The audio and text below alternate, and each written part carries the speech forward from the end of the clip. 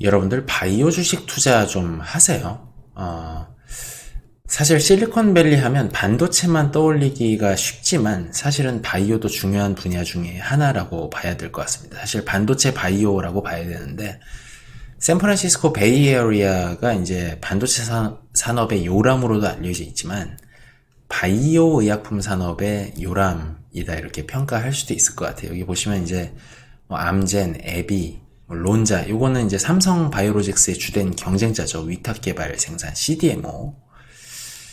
이렇게 모여 있고 오늘 말씀드릴 항체 약물 접합체 ADC 중에서 상당 부분을 차지하는 게 사실 핵심이라고 봐야 되는데 CAR-T라고 하는 그 항암제 계열이 있습니다. 이 얘기를 이제 조금씩 풀어드리고 결국에는 이제 중요 주식 몇 개를 중장기 관점에서 가져갈 만한 주식 몇 개를 말씀드리고 오늘 방송을 마치려고 해요. 오늘 제가 좀 편안한 복장으로 찾아뵙습니다. 저희 회사가 사실 복장 규정은 없는데 제가 좀 나름 이제 프로페셔널하게 하려고 좀 양장에 비슷한 세미정장 스타일로 좀 다닙니다. 일단 요 밑에를 보시면 바이오 의약품 산업의 그 태동은 역시 DNA의 발견이라고 볼 수 있을 것 같아요. 여기서 한 가지 말씀드릴 거는 제가 이제 문과 출신이기 때문에 오늘 디테일에서 약간 좀 오류가 있을 수 있는데 너그럽게 좀 이해해 주시기 바라겠습니다. 워슨 앤 크릭 선생님께서 2차 대전 끝나고 이제 한국 전쟁이 이제 종전 협상을 하던 이제 53년 맞나? 그때 DNA 구조를 이중나선 구조를 발견을 하셨어요. 여기 보면 알파벳이 뭐 이제 GTAC 이렇게 4개가 나오는데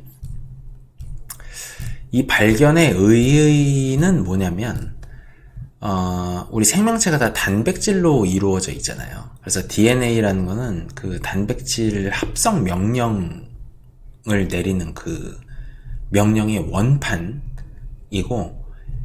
코로나 백신으로 많이 알려졌던 mRNA는 그 이 원판의 복사본 이거를 전사라는 용어를 씁니다. 이제 전문적인 용어인데 어쨌든 DNA 합성 명령에 따라서 우리가 입술도 되고 이제 눈도 되고 뭐 손톱도 되고 이제 이런 거입니다. 그래서 이것이 그러니까 그 어떤 단백질을 형성하고 어떤 부위를 만들고 이런 생명체에 대한 종합 정보가 요 알파벳 4글자의 조합으로 그러니까 생명체라는 거는 결국에는 정보의 전달 매개체라는 그런 발견 그게 이제 DNA의 발견이라고 볼 수가 있습니다.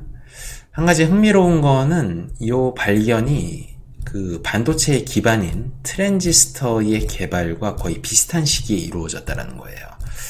반도체 특허, 트랜지스터 특허는 1947년 혹은 48년에 윌리엄 쇼클리, 존 버딘, 그다음에 월터 브래튼 이 세 분에 의해서 시행이 된 것이고 요 밑에 보면은 프랜시스 크레이크, 제임스 워슨, 그리고 모리스 윌킨스 이 세 분이 DNA의 구조 규명으로 노벨상을 62년도에 수상하셨다라는 그런 내용을 가지고 왔습니다. 여러분들 바이오의약품이 아시겠지만 일반 우리가 먹는 그 알약하고는 달라요. 그거는 화학합성 의약품이라고 화학적인 고분자 물질 물론 바이오의약품도 고분자 물질이지만 뭐 아스피린이라든지 우리가 먹는 일반 소화제라든지 그런 건 다 화학 합성 의약품이라고 볼 수가 있고 바이오의약품은 동물성 세포를 기반으로 주로 수액으로 맞는 거를 이야기를 합니다. 그래서 두 분야가 굉장히 상이하다 이렇게 볼 수가 있어요. 근데 이제 이것도 반도체 팹리스도 마찬가지지만 바이오의약품에서 이제 신약 개발 비용이 약 5천억 원 정도, 신약 개발 기간은 10년에서 20년 정도를 봅니다. 이 정도 시간과 비용을 들여도 사실은 상용화가 쉽지 않다라고 보는 게 그만큼 이제 신약 벤처의 성공 확률이 낮다 이렇게 좀 말씀을 드릴 수가 있고요. 또 하나는 바이오의약품 생산 공장에 대한 품질 관리 기준이 굉장히 까다롭습니다. 그거를 이제 CGMP라 그러는데 이게 이제 FDA, 미국 식약처에서 나오는 이제 Current Good Manufacturing Practice. 그래가지고, 소위 말하면은 그 삼성 바이오로직스 공장에서 쓰는 헝겊, 뭐 행조 이런 것까지도 지정된 업체의 특정 모델만을 써야 된다라는 그런 정말 뭐 말도 안 되게 까다로운 품질 관리 기준이 있어요. 그래서 개도국들이 비용만을 가지고 따라오기 어려운 분야라고 볼 수가 있고, 요번에 우리 국가 첨단 전략 산업 그 네 가지가 들어갔죠. 반도체, 바이오, 디스플레이, 2차 전지가 들어갔는데, 바이오가 들어간 이유가 아마 이런 데 있지 않나 생각이 됩니다.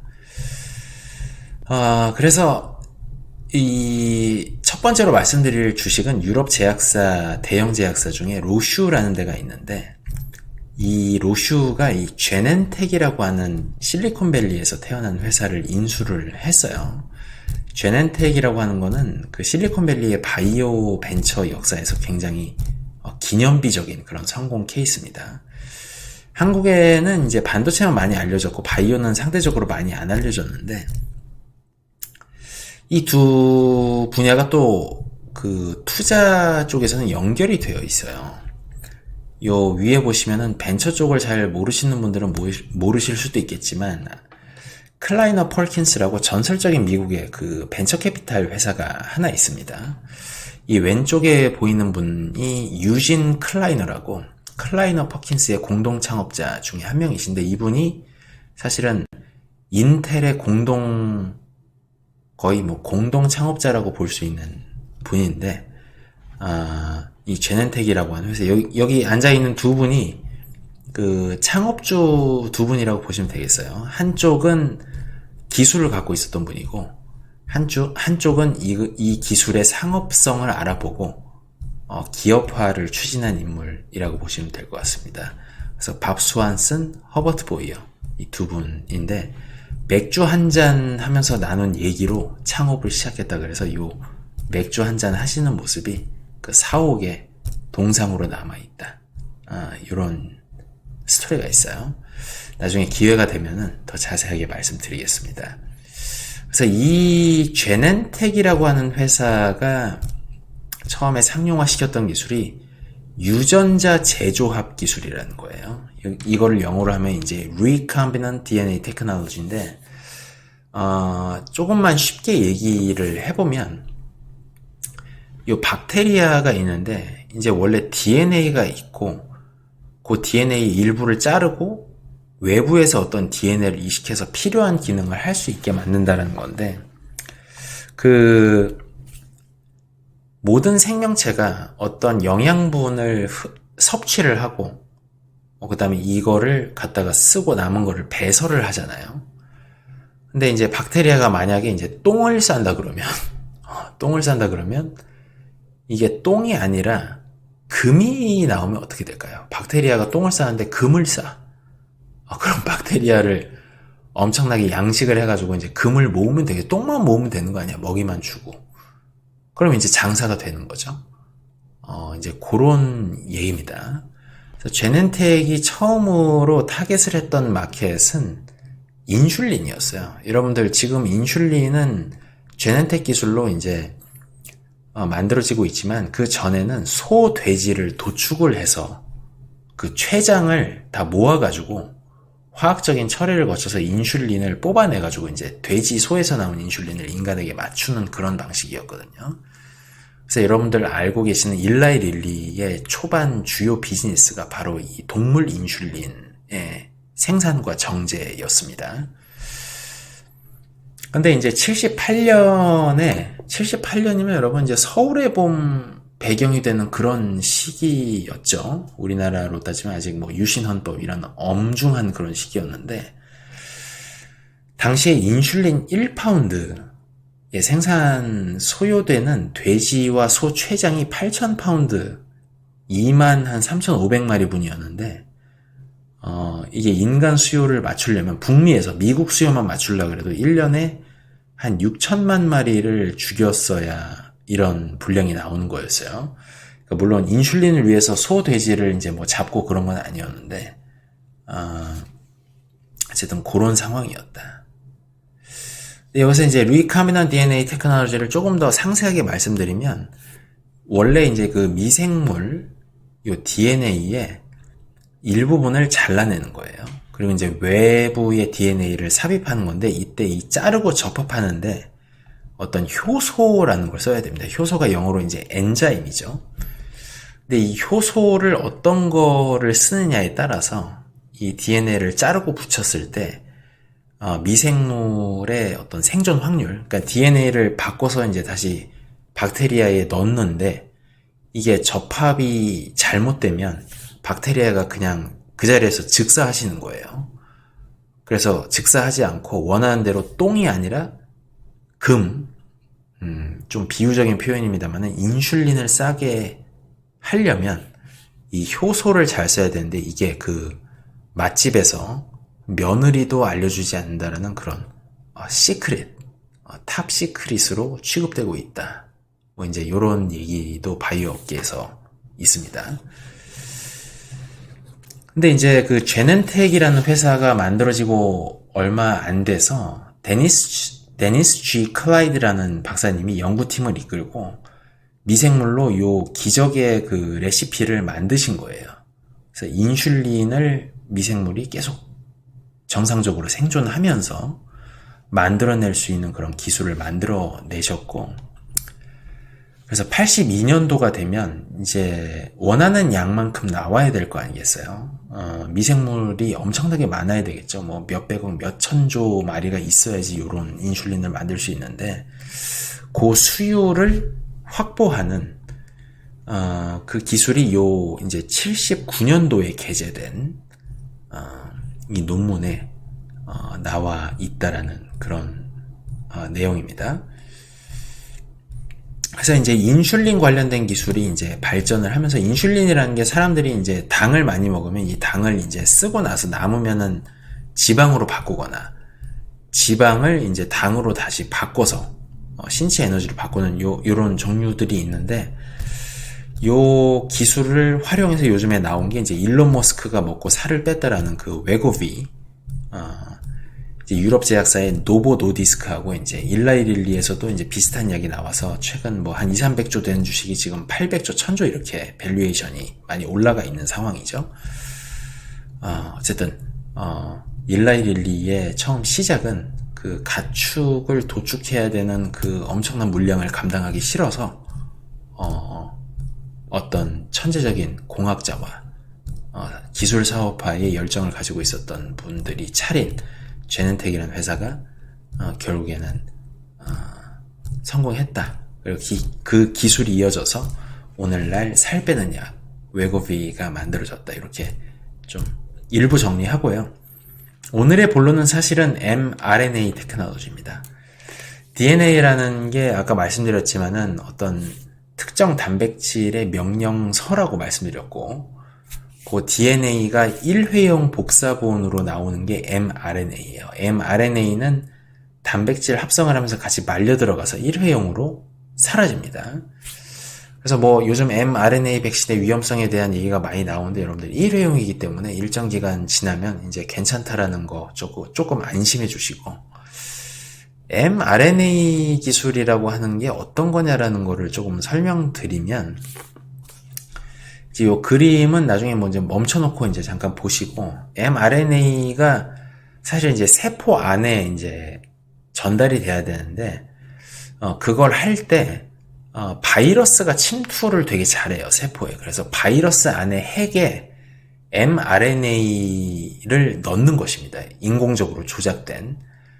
그래서 이제 바이러스의 외형을 타고 어떤 단백질의 특정 명령 조합을 가진 일회용 명령서인 mRNA를 우리 인체 세포 내에 전달시키면 특정 기능을 하는 단백질을 이제 만들어내는 거죠. 그래서 이제 이 그림을 보시면 mRNA 백신을, 이제 코로나 백신을 맞으면 이게 세포 안으로 들어가서 요게 이제 조그맣게 보라색으로 이제 보이는 이런 돌기들을 만들어내요. 요 돌기들이 사실은 코로나 백신이 신체에 접촉하지 못하도록 이 돌기들이 있죠.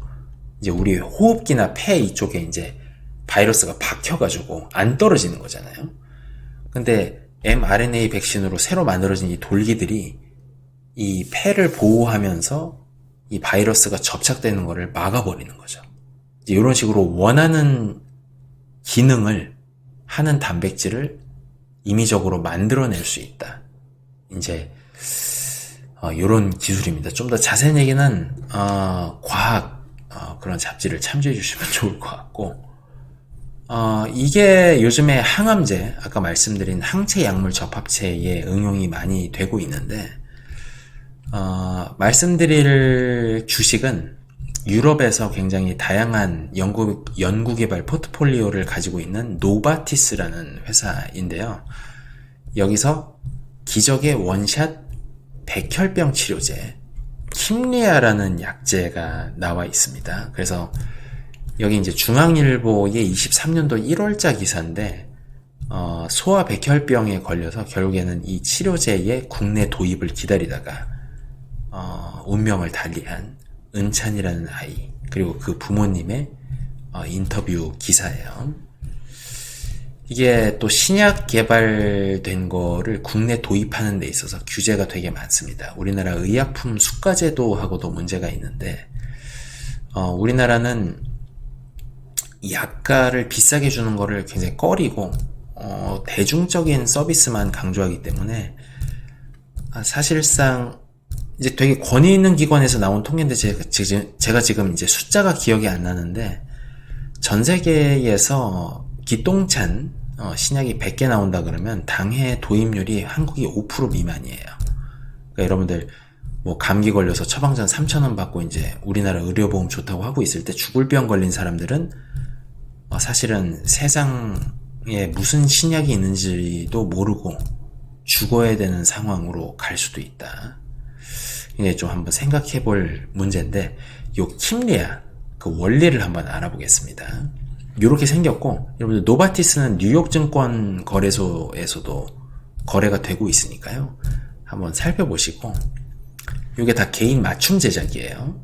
한번 보겠습니다. 이게 어떻게 작동을 하냐면, 요거를 CAR-T 치료제라 그래요. 항체 약물 접합체의 핵심적인 부분인데, 여러분들 백혈구를 T셀이라 그럽니다. T셀. 요거를 백혈병 걸린 사람한테서 백혈구 세포를 뽑아내는 거예요. 여러분들 뭐 군대에서 이제 뭐라 그러지? 무슨 헌혈이 있는데 그 빨간 피가 아니라 이제 노란 것만 이제 빼는 게 요게 이제 그 혈장. 그걸 하면 이제 백혈구가 뽑혀 나오는데, 여러분들 암에 걸리면 사람이 왜 죽죠? 그 백혈구가 암세포랑 뇌세포를 구별을 못하고 다 때리기 때문에 죽는 거예요. 그거를 이제 오토이뮨이라 그럽니다. 이뮨이 면역이라 그러니까 자가 면역 질환이라 그러는데, 암도 그 중에 일부라고 볼 수 있어요. 그래서 이거를 구별을 시켜줘야 된다. 이제 이런 생각이 들죠. 그래서 T셀 백혈구를 뽑아낸 다음에 여기에 이제 아까 말씀드린 mRNA 백신 방식으로 바이러스에 태워가지고 그 백혈구 셀 안에다가 명령서를 집어넣는 거예요. 그럼 명령서를 집어넣으면 이 단백질 합성이 이제 빠르게 일어나면서, 여기 보시면 이제 초록색으로 돌기들이 이제 만들어지게 됩니다. 예를 들면 여기 이제 손가락 위에 뭐가 더 자라나는 거야. mRNA 백신을 맞으면은. 그러면 이게 뭐냐면 리셉터라고 수용체예요. 이게 암세포의 특정 어떤 외부적인 모양이라든지 이런 거를 딱 감지해낼 수 있는, 우리 뭐 게임 안 하시는 분들은 모르겠지만 이제 스타크래프트의 옵저버라든지 디텍팅 기능이 있는, 테란으로 치면은 이제 그 사이언스 베슬 같은 그런 기능을 하는 그 수용체들이 바깥으로 생성이 됩니다. 그럼 이거를 체외에서 배양을 해요. 이게 번식을 할 거 아니에요.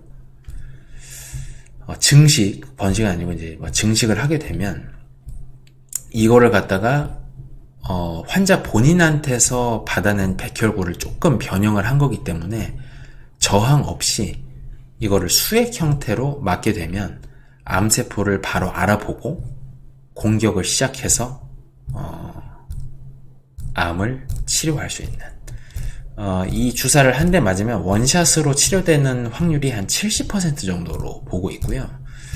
이게 지금 그 의료보험 수가에 편입이 안 됐을 때는 수액 한 팩에 한 30억에서 40억 정도 했던 그런 약제입니다. 이게 백혈병 걸린 사람들한테 이렇게 백혈구를 받아가지고 노바티스 본사에서 이렇게 mRNA 조작을 하고 체외 배양해서 한국까지 배달되는데 수개월이 소요가 돼요. 이게 다 개인 맞춤 제작이기 때문에. 그래서 이러한 고단가의 맞춤 의약품, 이걸 이제 세포 유전자 치료제라 그러는데 요런 기술이 나와 있습니다.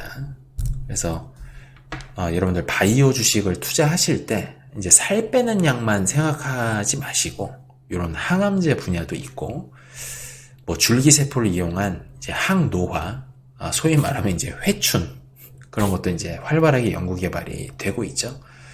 그리고 이제 바이오약품 신약 개발이 되게 어렵다고 말씀드렸는데, 그래서 대부분의 신약 벤처들은 기술을 일상 정도에서 입증을 하고 나면 대형 제약사한테 그 기술들을 다 팔아요. 그래서 파이자, 뭐 노바티스, 뭐 에비, 뭐 에벗 레보레토리스, 엘라이 릴리, 이런 데들이 결국에는 임상 3상 굉장히 많은 비용이 듭니다. 전 세계 병원에 이제 환자들을 다 인종 나이대별로 이렇게 해서 임상 결과를 내야 되고 페이퍼워크를 다 해야 되고 FDA 다 심사를 받아야 되고 생산할 때도 또 심사받고 그래야 되기 때문에 수천억의 돈이 소요가 되는데, 그거를 다 대형 제약사들이 그 수많은 좋은 신약 물질이나 아이디어를 다 돈을 가지고 흡수를 하는 구조예요. 이 규제 산업이기 때문에. 그래서 굉장히 매출이 안정적으로, 그 다음에 배당 성장률도 대형 제약사들 같은 경우에는 제가 틀릴 수도 있습니다만 지난 한 20-30년 동안 7에서 9%가 나오니까 10년이 안 돼서 배당률이 2배로 뛴다는 얘기입니다. 내가 올해 5%를 샀으면 10년 뒤에는 10% 배당을 받게 되는, 매년 안정적으로 올라가거든요. 그래서 바이오 주식의 중장기 투자도 한번 생각해 보시면 좋지 않겠냐. 그리고 이게 반도체가 더 중요하지 않냐, 뭐 핫한 데가 얼마나 많은데 AI도 있고 그러실 테지만 세포 유전자 치료제의 글로벌 주요 제약사 인수합병 거래 금액이 2015년부터 21년 동안 지금 훨씬 많이 늘어났겠죠. 450조 원 정도 됩니다. 바이오가 굉장히 큰 시장이고, 여러분들 앞으로 한국도 지금 의사정원 문제가 많은데 윤 대통령과 총선에 이제 또 핵심 이슈이지만 우리나라에 우수한 약사와 의사 인력들이 많기 때문에 앞으로 우리나라도 바이오가 주요한 성장 산업으로 자리할 걸로 보고 있고요. 반도체 투자액보다도 지금 바이오 투자액이 훨씬 많다, 이렇게 또 볼 수 있습니다. 그래서 오늘 말씀 정리 드리겠습니다.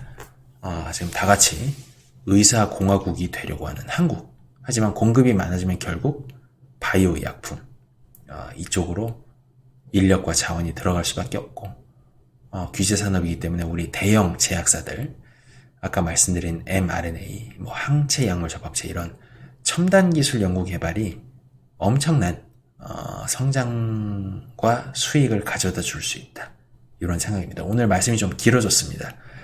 시청해 주셔서 감사하고요. 다음번에 더 좋은 내용으로 찾아뵙도록 하겠습니다. 감사합니다.